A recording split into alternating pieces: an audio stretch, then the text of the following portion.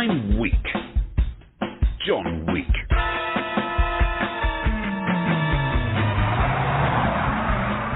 I'm on benefits. Not your kind of sponging welfare monkey bone idle benefits. I'm on big job, big bonus, big car benefits.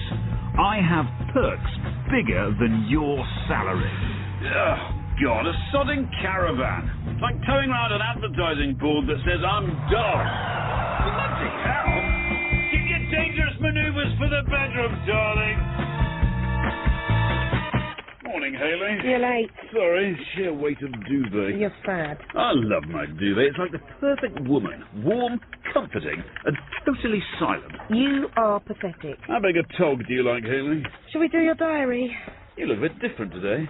Can't quite put my finger on it. Have you washed your clothes? They're always washed. Have you washed yourself? I do that every day, believe it or not. Is it your time of the month? You ask me that about 3 times a week. Well, that's how often you're tense and irritable. I'm busy. Don't you have work to do? If I had, you'd be doing it. I am doing it.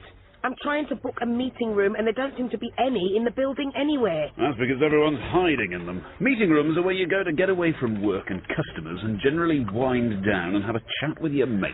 That doesn't help me find a room for the board meeting. We don't need to book a room with a board. Leave it to me. You just relax and make me a cup of coffee.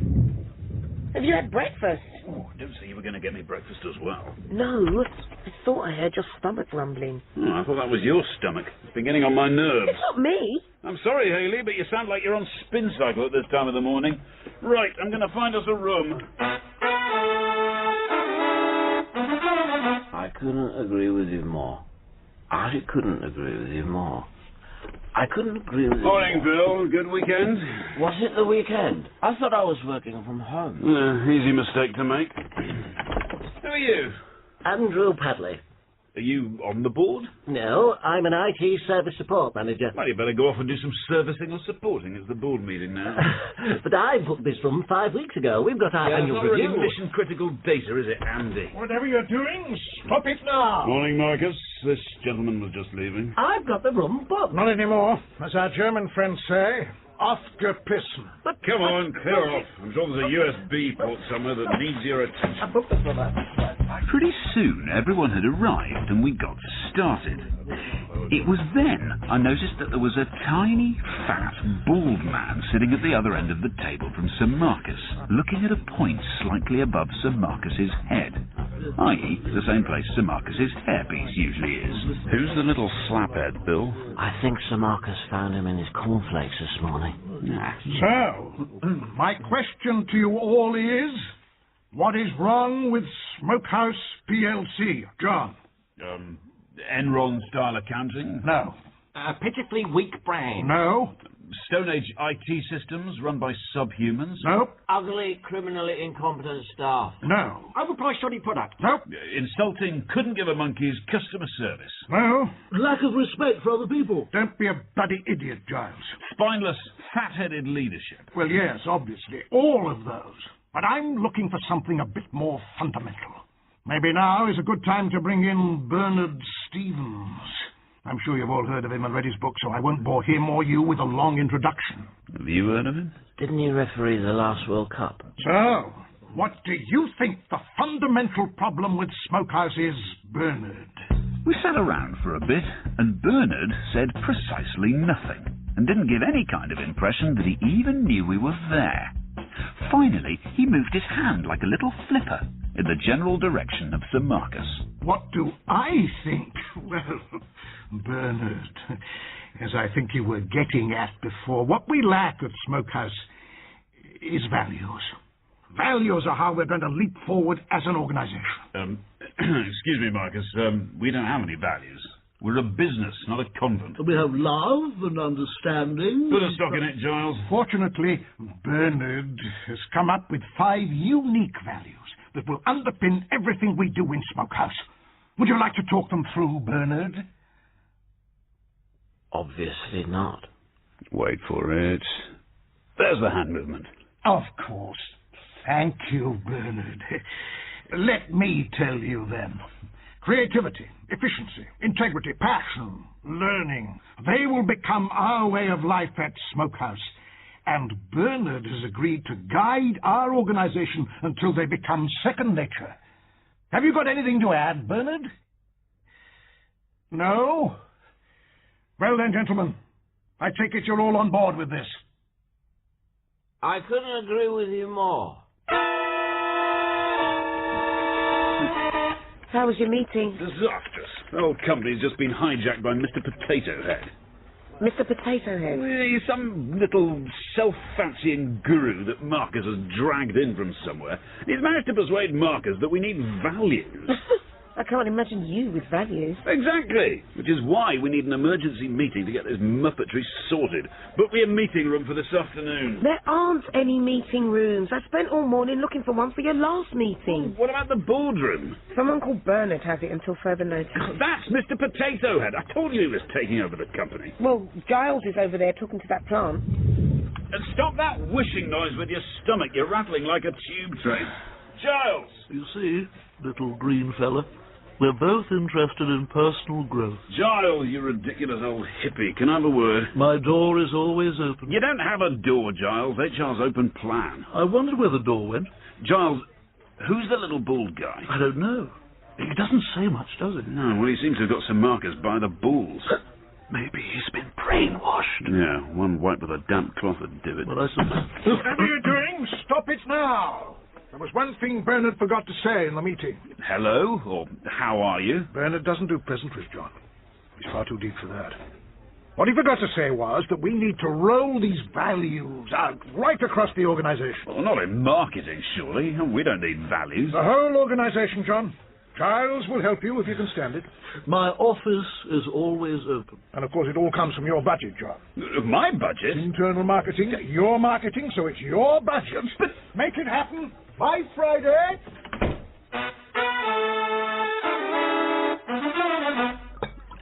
Just stop at the brim. Hayley's getting very steamed up about the meeting room situation. I never have problem getting a meeting room.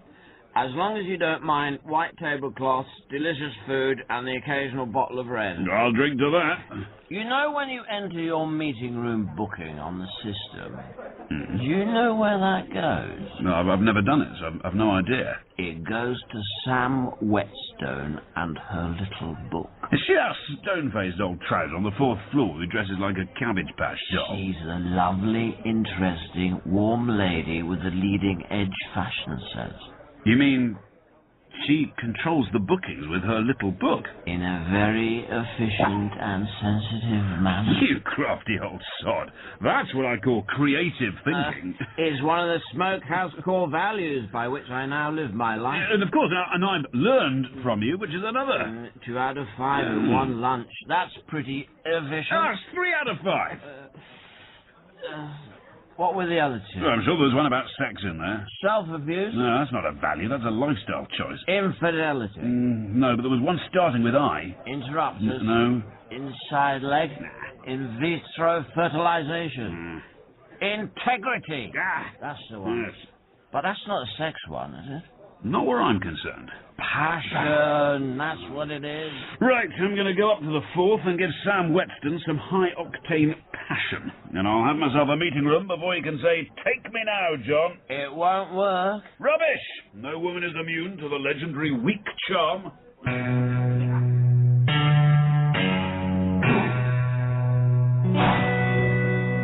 Good morning, Sam. Do I know you? Not yet, but now is one of those lottery-winning moments in your life. I'm John Week, marketing director. Hello. I love those earrings. They're like the shrunken testicles of an elderly Morris dancer. Is there something I can help you with?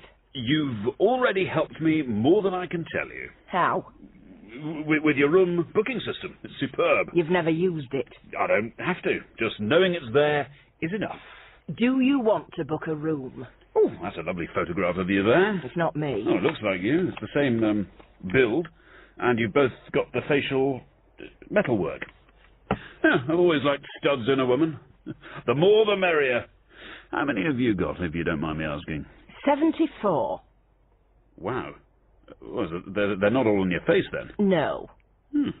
What happens at airports? Do Do you have to sit in the tray and send yourself through the machine? Look. They're a bit like a dot-to-dot, aren't they? If I join them all up, it's probably a big cow or something. What exactly do you want? A room for a meeting. They're all booked. Well, now that we're friends, couldn't you... No. Well, but can't Use the system, like everybody else. I love it when women play hard to get. All those monosyllabic replies, aggressive body language and snarly faces are so obvious. I get that kind of flirty behaviour from women all the time. Well, from Hayley, for a start. Hayley, you know I have a very high opinion of women. You drool when they're mentioned. Is that the same thing? Yeah, pretty much. I think I've just met the first woman I wouldn't knowingly sleep with. She earns more than you do. Only if she's selling her body for scrap. Oh, you've met Sam Whetstone. Isn't she a total monkfish?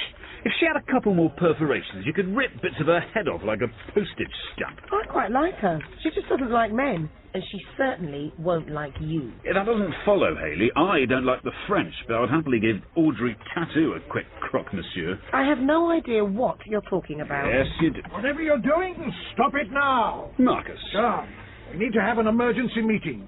Let's find a meeting room. Of course. It's bad, John. Well, has Mr. Potato Head fallen into a coma? Who? Bernard. Has he, said something? He doesn't say a great deal, but then you know what Wittgenstein said. I don't really have much contact with our German office. Me neither. Right. Let's go in here.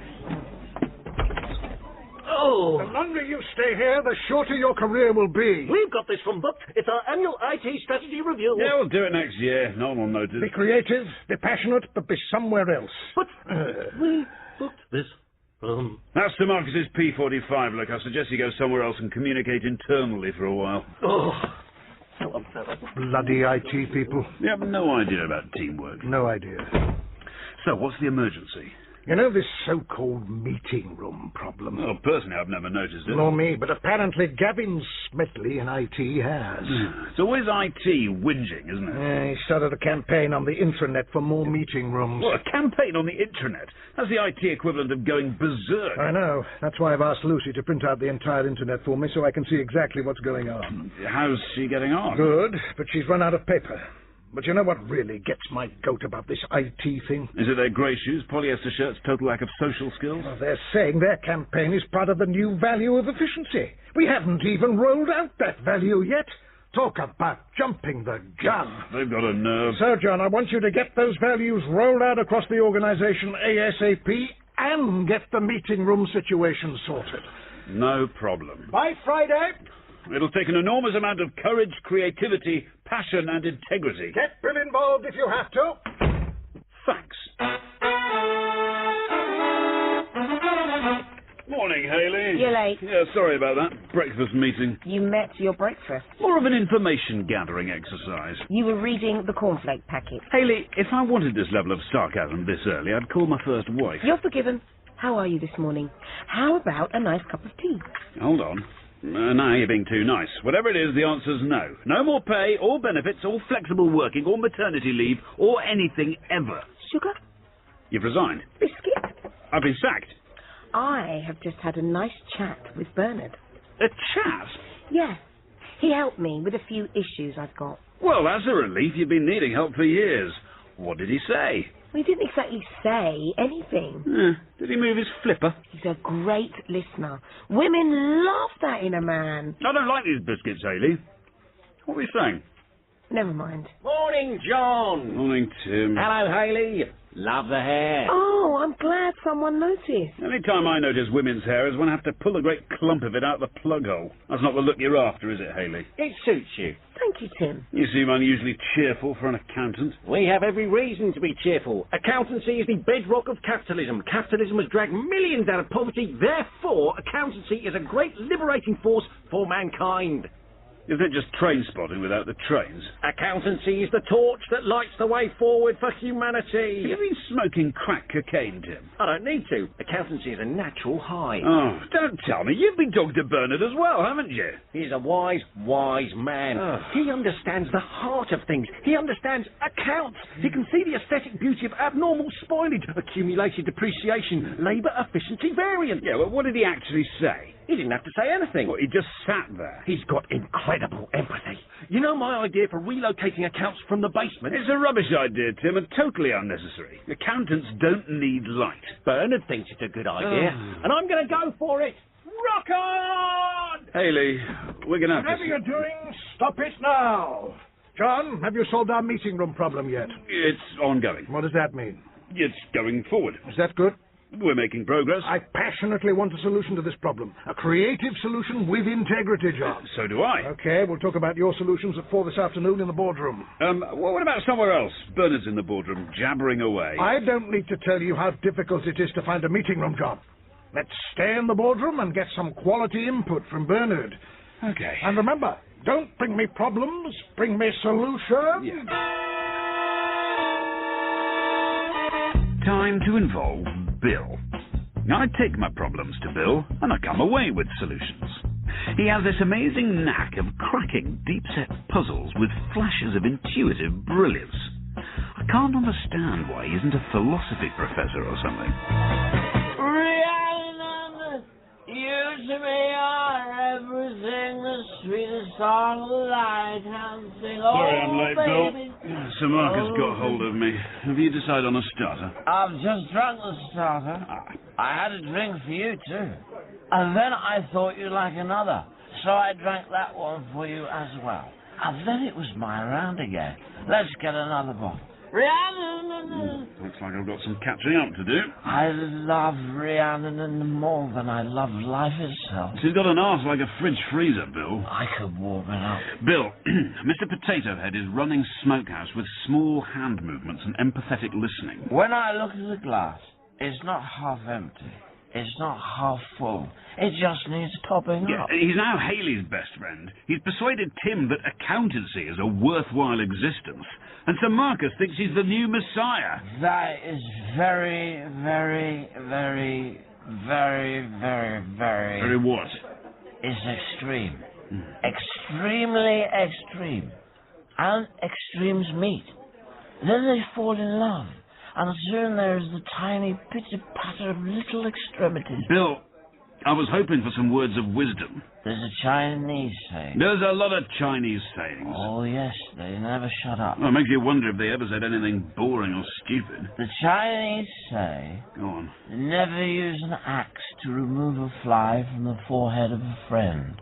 Yeah, well, that answers my question. They have an answer. Bill, I don't need sayings, I need help. I'm supposed to be rolling out these ruddy values out of my budget and solving our meeting room crisis by 4 o'clock, and I'm struggling against the dark forces of St. Bernard the Mute. We need to think. That's exactly what we need to do. And then we need to sleep.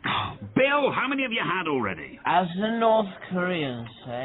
To be honest, the lunch was a bit of a write-off. Bill was completely out of it. I'd have to give Mr. Potato Head a mashing by myself. Then I had an idea so brilliant, I wanted to get my brain out and hug it. I sent Giles Renton Willits, our spineless gimp of an HR director, to see Mr. Potato Head for a friendly chat about nothing in particular. John, can I have a word? Yes, Giles.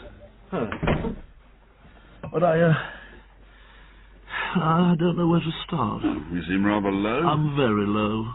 I'm confused. Did you have a chat with Bernard? Yes, I did. We had a very long chat. He's a wonderful conversationalist, but he said that HR was a bit of a waste of time. Well, I'm sure he didn't actually say that. Well, it was implied. He said my personal style was unsympathetic, and we both agreed that he would probably be much better than me in charge of people in the organisation. Well, you agreed? Yes, I wanted to resign there and then. But he talked you out of it? No. I sensed he wanted me to go, and probably the rest of the organisation want me to go too. Giles, no one wants you to leave. You are pivotal to the whole company. I'm a pivot. A total pivot. Thank you, John. That's one of the nicest things anyone's ever said. That man wants your job, Giles, and he will use any means to get it. Really? Gosh. That's exactly what he's saying. Well, you think so? Yes, and he will use the most underhand methods. He will turn you against yourself. How unpleasant. It would be like a double karmic backlash, Giles. I've never had one of those. Don't worry. We won't let that happen. You're far too valuable to the organisation. I have a plan. I find your plans tend to have health and safety issues. Not this one. Come to the meeting this afternoon, and then all you have to say is this. Uh-huh. I'll write it down, and then you memorise it. Don't say anything else, okay? Let Bernard do the talking. He does that so well. You think you can manage that, Giles? Of course. I'm a pivot. Hayley, we need... There's that whooshing again. That was definitely you. It's not me. I think it's coming from upstairs. You sound like you're about to erupt. Right, we need to book a meeting room for this afternoon, but clearly not the boardroom, because that's where the shrine to the silent munchkin is. I've given up booking meeting rooms. And anyway, Bernard is lovely. Though he's really on my wavelength. Oh, I take it that's sarcasm FM. You're just jealous because he's a great communicator. No, you don't need to teach me anything about good communication. Watch me charm my way to an instant room booking. Sam, this is John. John Week. Marketing. Director. Yeah, we met this morning. I just thought I'd say hello, see how you were doing, see if you had any new studs banged in recently. Okay. Pig's vomit. Well, I'll take that as a no. Always good to talk to you, Sam. Bye.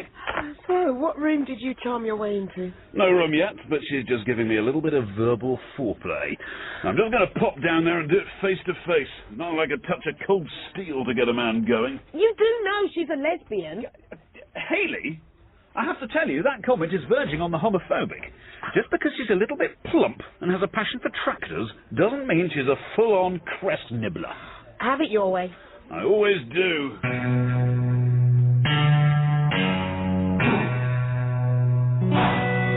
Sisters are doing it for themselves. Open up, Sam. It's me, John. I know you're in there. She might be on the phone. Nope. I've got to say, this is a pretty big office for a glorified cloakroom attendant. Look at all these photographs. Well, some frightening-looking women here. Looks like the Honey Monsters team photo. Hello. What's this? The meeting room booking book. Well, that's easy enough. I'll just book us in. Monday, Tuesday... Hold on. Bedroom? We don't have a bedroom. And Bill's booked it all afternoon. Something very Billish is happening here. Room 412. No, that's just down the corridor. Here it is. Room 412. My God! This is a bloody palace!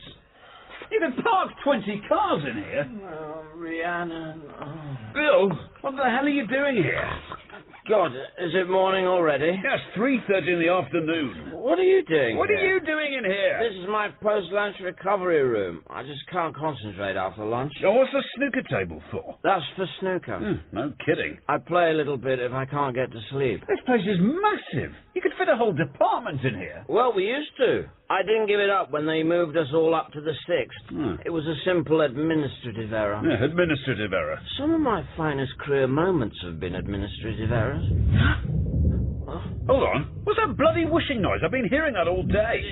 It's probably the generator or something. Oh, it's through that door. What have you got through here? Don't open that door. You won't like it. Well, bugger me, Richard. What's the problem? Well, there's no problem, Bill.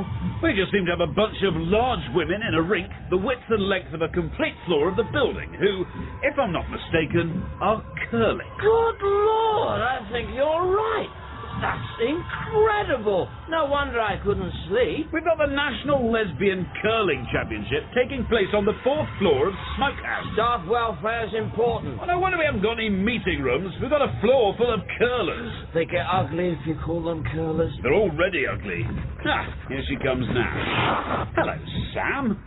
The look on Sam Whetstone's face could best be described as instant metal fatigue. She'd been caught with her trousers down and her pants on her head, although that's probably a good look for her and her sisters. But what was bad news for her was very good news for me. I'd like to book a room for a business meeting, if there's any space available anywhere.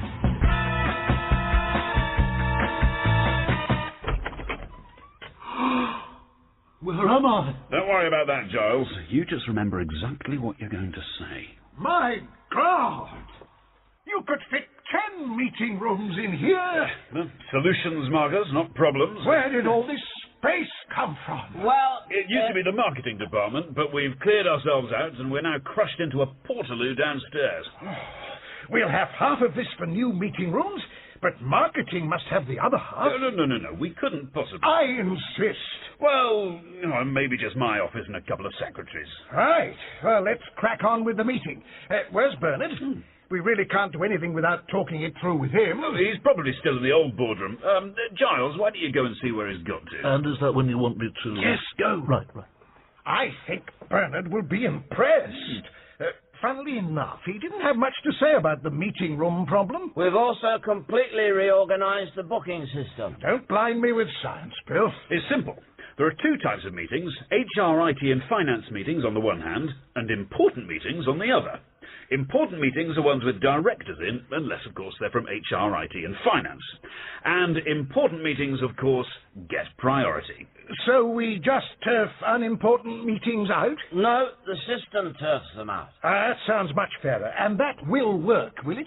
Sam Whetstone has personally promised me it will work. Good. Right. Let's talk about our values.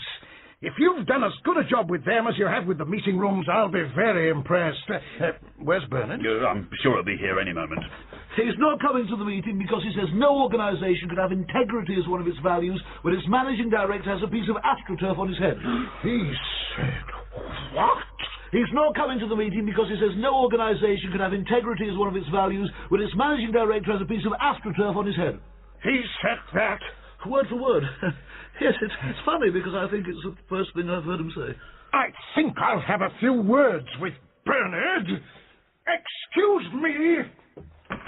Do you think he's bringing Bernard a solution or a problem? Well, I'm willing to bet that in about 3 minutes we won't have any values anymore. Thank God for that.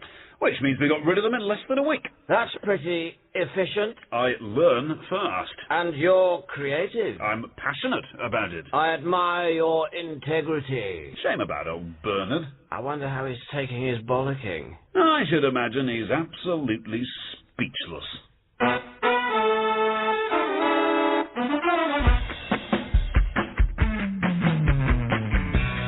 Week at the Top was written by Guy Browning and starred Alexander Armstrong as John Week. Hayley was Clare Perkins, Sir Marcus, Geoffrey Whitehead, and Bill Ron Cook. Tim Smallwood was Ewan Bailey, Giles Renton Willett, Stephen Critchlow, and Sam Whetstone, Adjoa Andoh. The music was by David Pickvance. The director was Jonquil Panting.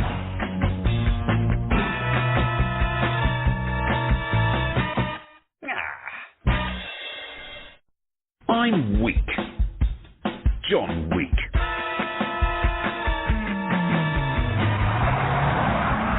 I'm a bit of an endangered species. A big, good-looking, successful bloke who's not some whining, emotional cripple with square glasses. Ugh, some of those bloody hybrid cars. Half car, half vegetarian. Come on! Call that acceleration. I fart with more power than that. The only hang-ups I've got are the line of Savile Row suits in my walk-in wardrobe, personally tailored to draw attention to the size of my wallet. Morning, Hayley. You're looking good. You're late. I had to crunch through a lot of paperwork at home. Most people read the paper on the way to work. You can't do that when you're wrestling with 600 brake horsepower delivering 0 to 62 in 4.8 seconds. Sir Marcus wants you in his office now, if not before. What's the problem? I don't know, but I do know it's bad. How come? Because his hairpiece is hovering an inch above his head. Good morning, Marcus. Don't blind me with science, John. Oh, share price down. It will be in free fall with lead-lined pants if this news gets out. Shut the door. What news? Our shampoo kills otters. Well, what are they doing using our shampoo? This isn't a laughing matter. Smokehouse products are killing off the most popular animal in the country, which means 3 things. 1, deterioration in quality of life for otters. 2, animal welfare nutters digging up our dearly departed. Yeah. 3, and most importantly, a decline in the Smokehouse market share for our shampoo. That is bad. That could hit our bonuses. Exactly. So we need to act, and we need to act now. This requires decisive leadership. Any suggestions? A mass cull of all otters to prevent further deaths. Good thinking. It worked with BSE. Then if the press starts sniffing around, we need to show that Smokehouse is totally committed to the environment. To the what? The environment. It's what you have before you strip mine. So you're saying we should become friends of the earth? We need to be as green as the arse of the Jolly Green Giant. I've noticed the friendlier you get with the earth, the more you lose touch with your old friends like personal hygiene and a sense of humour. Couldn't agree more. No one really likes the earth. It's just a big breeding ground for dirt and ramblers. We just need an environment policy. I don't like policies. We've never had any before. Don't worry. Policies are like marriage vows. You make big promises in public, then totally forget them until your next marriage. Okay. So we need some kind of green expert. Oh, God, no. We don't want some eco-Nazi coming in here telling us all to wear paper underwear. Do they do that? It all boils down to that. I told Marcus I could handle the otter, and that with a short course of intensive lunching, I could also rustle up an environment policy that wouldn't have us all planting trees in the car park, insulating our computers, or composting our toenails. Hayley, could you get me a cup of tea? Why? I've got a lot on my mind. Oh dear, that's not a load-bearing structure. Our shampoo kills otters. Oh no, I love otters. Why? It's just a wet ferret. No, they're cute. Oh, that reminds me. Could you sign this? What is it? It's my sponsorship form. Oh, Hayley, sponsorship is a tax on friendship. You know I never signed those things. And what's that on your desk? A cycling helmet. How did it get there? It cycled in from my house. This isn't going to happen, Hayley. People who cycle to work think they have a God-given right to chain their bikes to the desk, sweat like a horse, and wander around the office with their gonads crushed in their lycra shorts like an old sandwich. I'm cycling against third world debt. Well, why don't you just sell the bike and send them the proceeds? If I get any more sponsorship forms, we're going to have to start worrying about first world debt. You miserable... No one's going to sign that. Look, there's Tim. Bet he wouldn't sign it. Tim, would you sign my sponsorship form? No problem. Here you go. Thank you very much. Tim, you're the finance director. You never sign anything and say no problem. Yeah, you're right. I'm not myself. Something wrong in the world of rock. Oh, don't tell me you've gone middle of the road and you want to borrow some Katie Melua. It's bad, but it's not that bad. John, I don't want to be an accountant. That's great news, Tim. You've just had the opposite of a mental breakdown. Congratulations. Spreadsheets just don't do it for me anymore. They just don't add up. Well, they still add up, of course. That's the beauty of them, but they don't... Blow your app. No. Well, not even the chart wizard. They're just rows and rows of figures. Perhaps if you looked at them as little people, that would help. I do.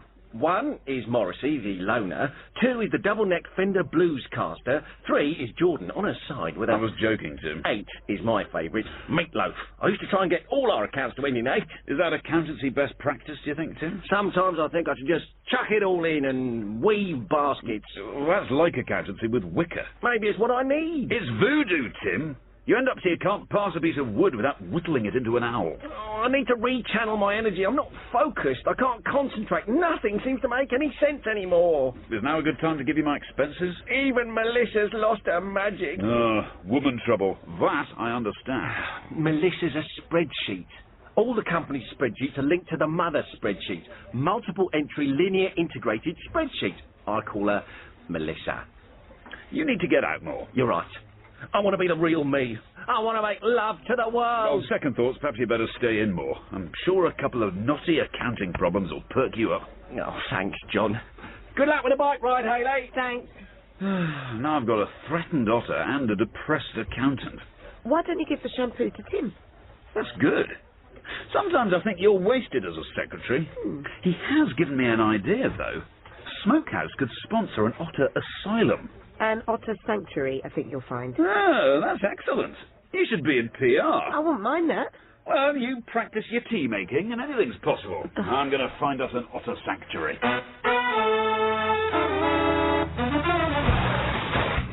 Right, here we are. Southmore Otter Sanctuary.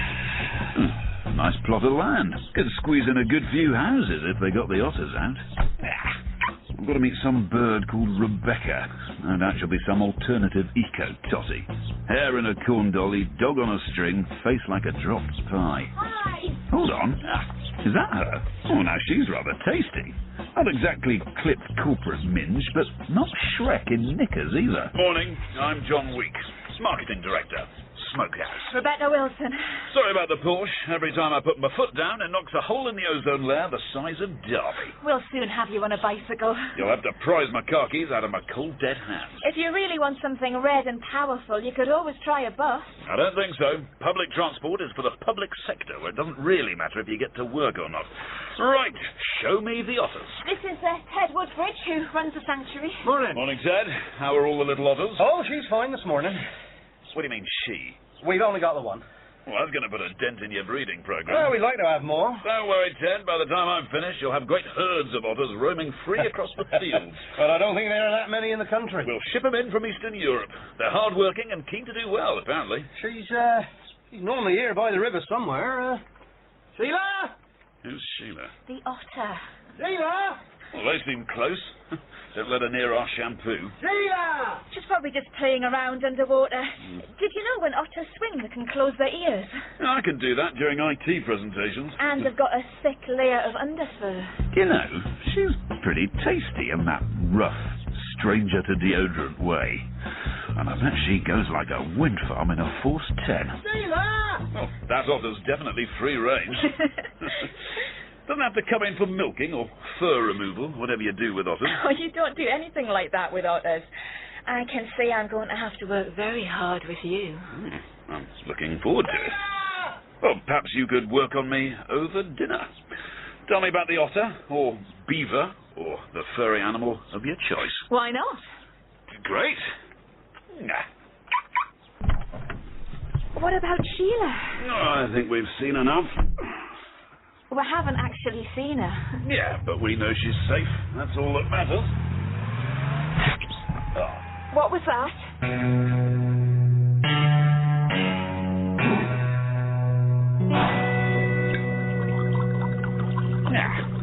To Sheila.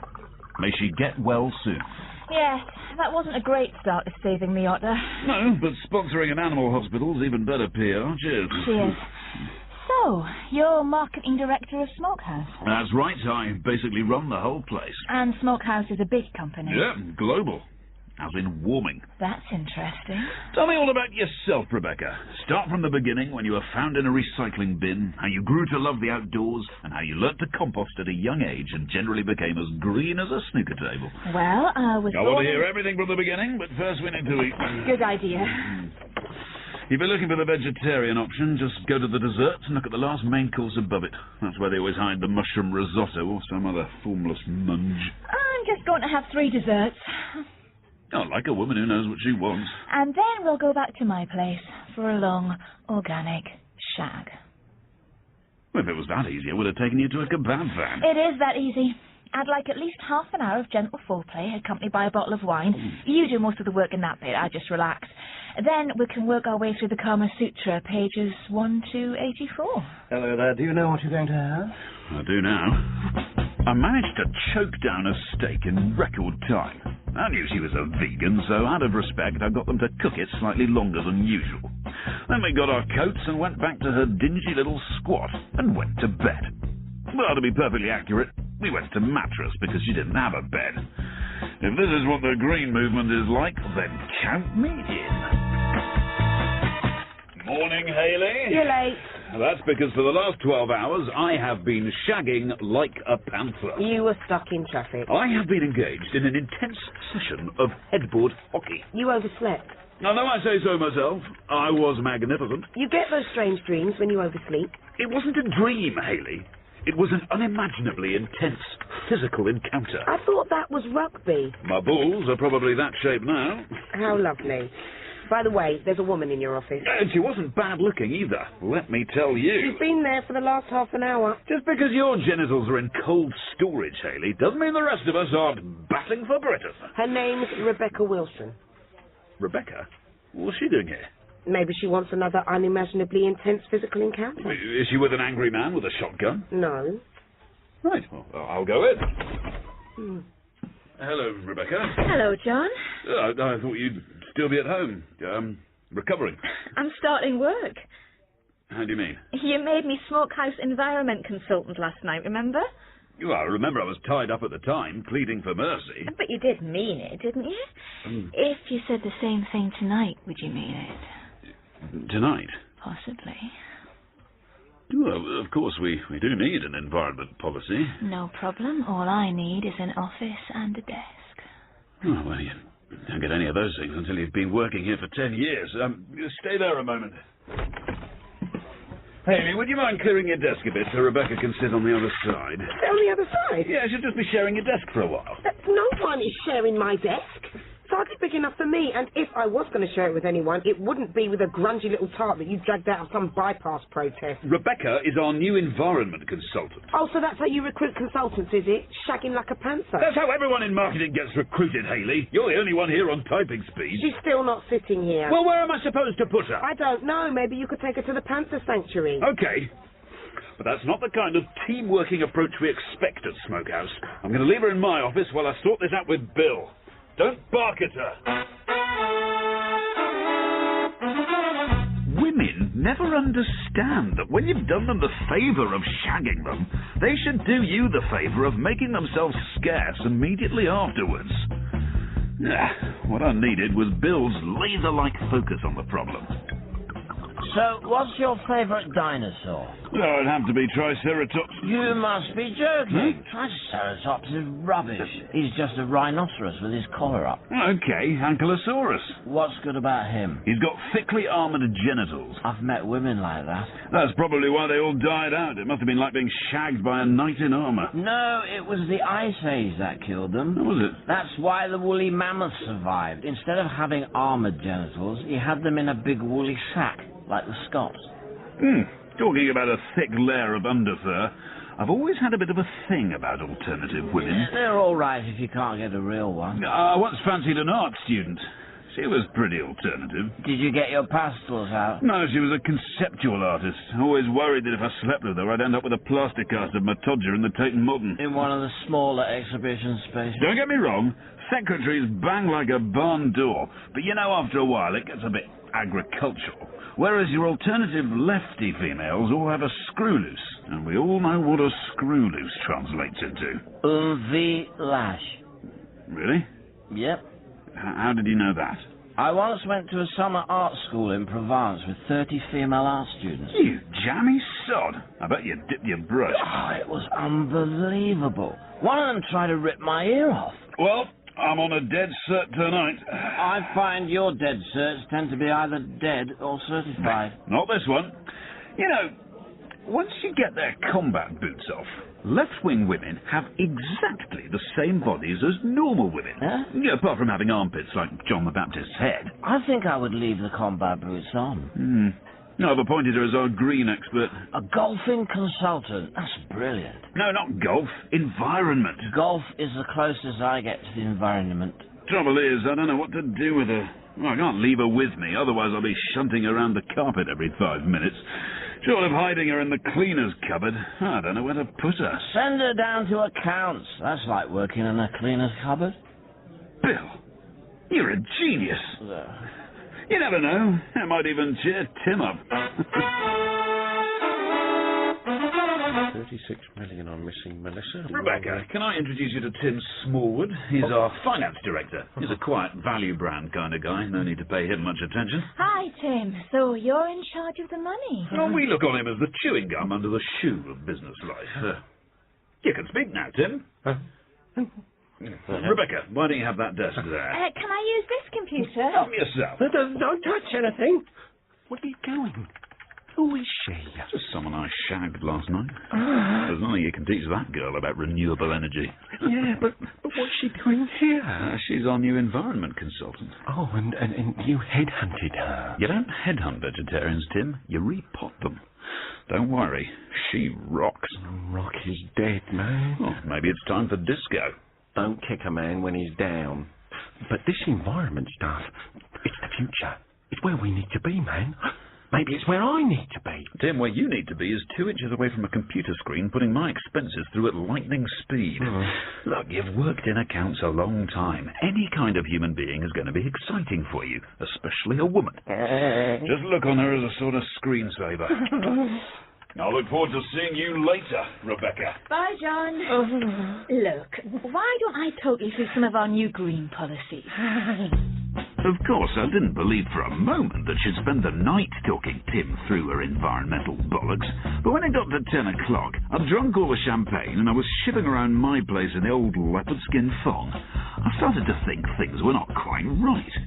Perhaps Tim had got overexcited and tried to visit her little otter sanctuary. Or maybe she just jumped on him. She's a cunning little minx. What are those? You're late.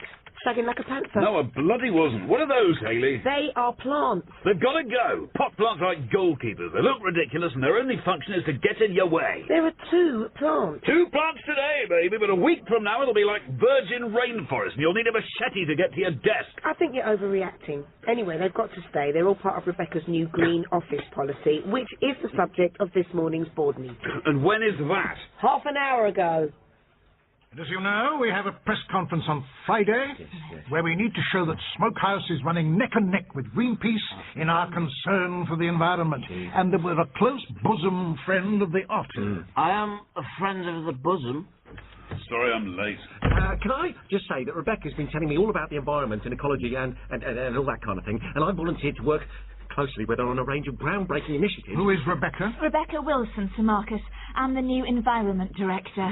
Director? God, your career's taking off. Does this mean we're all going to be wearing paper underwear? No, not at all. Rebecca was only supposed to write a new environment policy for us. The first thing we do is sponsor the Southmoor Otter Sanctuary and make it the largest in Europe. It's the only one in Europe. We withdraw the shampoo for further testing. But not on otters. We then sponsor a nationwide art competition. Yes. All primary schools get a Smokehouse otter colouring kit, and for every picture submitted, we put £1 towards otter protection. That's a lot of cash. I think I might register as an otter. Well, it's not a bad life if you don't wash your hair too often. That all sounds great, Rebecca. Well done. Yes, well done, Rebecca. If there's anything that I That's can... just the start. I have completed an initial environmental audit on Smokehouse, and it shows that you are slightly below Polish coal mining and a little above Portendown chemical warfare establishment. Well, that's not so bad, but no room for complacency, obviously. Bill Peters and his department are responsible for 99% of the damage. Really? What is my department? Chemicals, Bill. Bloody hell. I thought I was Client Services Director. You're a one-man Chernobyl. And I haven't done anything. For years. That's exactly the problem. There is no rigorously enforced environmental policy across the company. Let me give you one small example. If you all turned the lights off when you left your offices, you could save 5% of your energy bill for the whole year, but you don't. You need to implement an energy efficiency program. You need to switch to renewable energy sources, have your own wind power for the office. We already have HR for wind power. All suppliers should be ethically audited and fair trade. I get my cigars from Cuba, if that's any help. Oh, which reminds me, the whole office should be non-smoking. Look, we don't want all that pink-lunged, aubergine-eating, liberty-snatching bullshit here. We're trying to get a bit of good PR, not change the world. Changing the world is exactly what we've got to do. And, Sir Marcus, you're exactly the kind of visionary leader who can make it happen. I am. Of course you are. We don't need any of this stuff, Marcus. Remember the otter, John. Make it happen, Rebecca. Thank you. By Friday. Visionary leader. Don't you think you're getting a bit above your pay grade? I was going easy on you, John. This company's a disgrace. Where were you last night? I thought we were going to play Hunt the Otter again. That's all over, John. What do you mean all over? What about sustainability? I've got better things to do. I'm trying to save the Earth. But we made the Earth move. I mean, surely that's a start. You may have moved something. I was thinking about greenhouse gases. I think you'll find. Save it, John. I'm not interested. You're a dinosaur. Yeah, but which dinosaur? That'll teach me. Never, ever sleep with alternative women. One night with me, and they think they're Bob Geldof. Hayley, cancel my meetings. You don't have any meetings. You cancelled them all yesterday for something you called moosing time. Can you sign my sponsorship form? Hayley, you know I only sign expense claims and plaster casts close to the groin. What's a little more important is that this company is standing on the abyss of a new dark age made more sinister by the lights of perverted science. You know who said that? Was it you? Churchill. We didn't do Churchill. How can you study history and not do Churchill? That's like studying maths and not doing 7. Didn't he do something in insurance? Oh, no. It's a power cut. No, it's the lights. They're all on time switches now. It's Rebecca and her environmental stuff. The lights are going out all over the office. Smokehouse faces annihilation by the forces of political correctness. Only a man with the courage and wisdom of Winston Churchill will get us out of this one. That'll be lunch with Bill Peters then. It could be our finest hour. Or 3.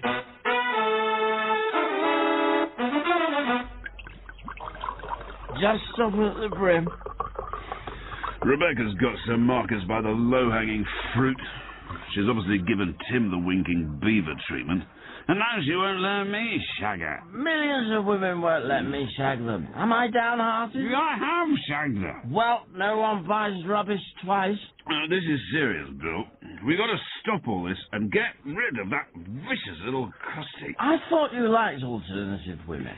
No, that phase is over. The Chinese have a saying. They have a lot of sayings. There's a lot of Chinese. Fair point. One of their sayings is, you can walk a long time behind a duck before you find an ostrich feather. That'll help us, will it? Look at the Chinese economy. Yeah. Now, does all his wisdom leave us any the wiser, Bill? Let me put it another way. Yeah, well, if you wouldn't mind. Tyrannosaurus. Big and frightening. Am I right? Yes. Especially compared to that Nancy Triceratops. I sometimes wonder why you're not extinct, Bill. But the T-Rex did have a weakness. It couldn't see anything directly in front of it. Right. In management terms, it couldn't see the blindingly obvious. Yeah, and in management terms, what is the blindingly obvious? The blindingly obvious is that there's no such thing as a free lunch. We have one every day, Bill. Aha! With the exception that proves the rule. I digested this brilliant insight, and we washed it down with a couple more glasses of red. Then we both belched a richly satisfying plan. As soon as I got back to the office, the first thing I did was sign Hayley's sponsorship form with a chokingly large amount. Of course, there's no such thing as a free lunch, so she had to pop down to Tim's department and do a couple of little things for me. Good morning, everybody. You'll be pleased to know that I met the press yesterday, and they were very impressed with our green credentials. It's all gone so well, I'm thinking of changing the Smokehouse logo to an otter. Well, I'm sure responsibility for this lies completely with Rebecca. Wouldn't you say, Rebecca? There's so much more we can do. Before we all get naked and hug the tree of happiness, let's just check for the little squirrels that might be chewing our corporate nuts, shall we? What do you mean? Well, for a start, it turns out that the 100,000 colouring kits you ordered have crayons containing more toxic waste than Bhopal, which will decimate the school population. Yes, John, but that would reduce the class sizes. Meet government targets could be a win-win for them and us. Marcus, killing otters was bad. We're talking about killing children. You'd be like the new King Herod. That's not good, then? Not for the share price. My God, you can't win with all this environmental stuff. That's just a few crayons. We can change those. Where's Tim? He'd back me up on all this. No, don't worry. He's on his way. Apparently he has a little data issue. I am angry! Tim, you don't get angry. If this was the US, I would now be gunning you down. It's the UK, Tim, so I suggest you sit down and have a biscuit. Someone's been interfering with Melissa. Will somebody tell me who Melissa is? Is that his wife? Everything is red. It's horrible. Oh, God, that's serious. Will somebody tell me who Melissa is? Someone has entered her. Entered her?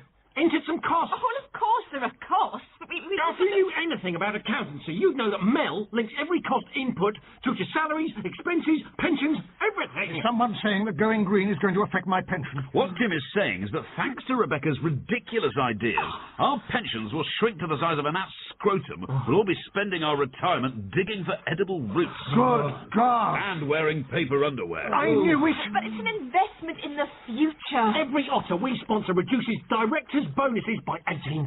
So if we go green, we go into the red. Saving the earth costs the earth. Doesn't make much sense, does it, Rebecca? Yesterday, I visited Sheila in hospital. Who the hell is Sheila? And why is she in hospital? She's an otter. And then I shampooed her. Oh, how could you? And what happened? She was fine until I applied conditioner. And then she was very poorly. We don't make conditioner. That's right. And if our shampoo's in the clear, our share price is safe. Oh, thank God. We're all friends of the share price. And what about the whole environment policy? You're not just going to ditch it all, are you? No, we'll keep the best bits. Recycling, for example. We'll start with you. Your compost, Rebecca. Oh, I'm leaving anyway. You're just a bunch of men! Didn't even turn the lights off. What a fraud. I never liked her.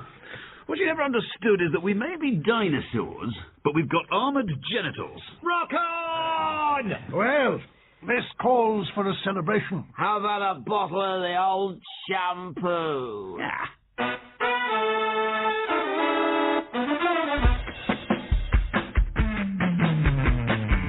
Week at the Top was written by Guy Browning and starred Alexander Armstrong as John Week. Hayley was Clare Perkins, Sir Marcus, Geoffrey Whitehead, and Bill Ron Cook. Tim Smallwood was Ewan Bailey, Rebecca was Colin Prendergast, and Ted Kim Wall.